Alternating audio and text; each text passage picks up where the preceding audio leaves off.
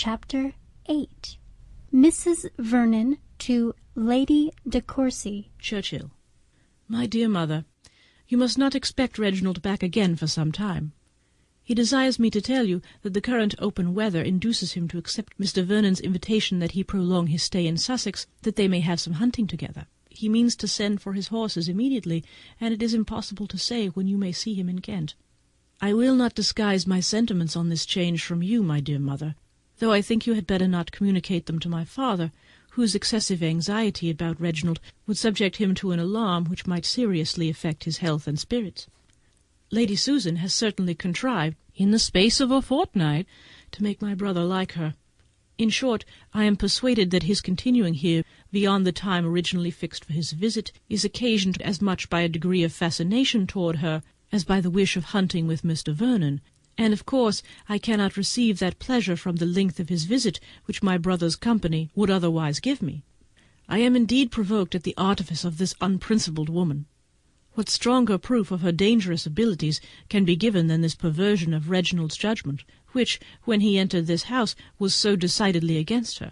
In his last letter he actually gave me some particulars of her behaviour at Langford, such as he received from a gentleman who knew her perfectly well, which, if true, raise abhorrence against her, and which Reginald himself was entirely disposed to credit. His opinion of her, I am sure, was as low as any woman in England, and when he first came it was evident that he considered her as one entitled neither to delicacy or respect, and that he felt she would be delighted with the attentions of any man inclined to flirt with her. Her behaviour, I confess, has been calculated to do away with such an idea. I have not detected the slightest impropriety in her, nothing of vanity, of pretension, of levity, and she is altogether so attractive that I should not wonder at his being delighted with her, had he known nothing of her previous to this personal acquaintance.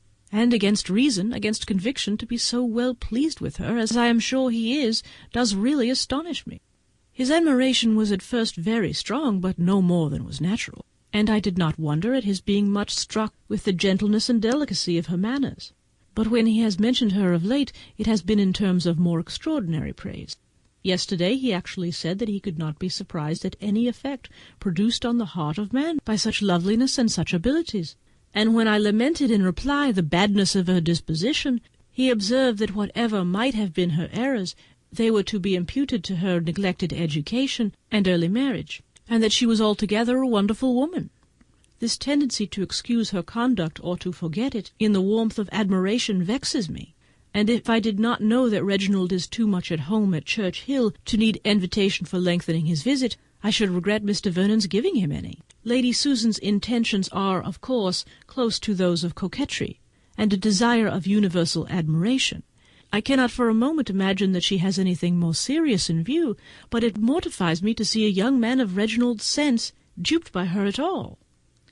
I am, Catherine Vernon.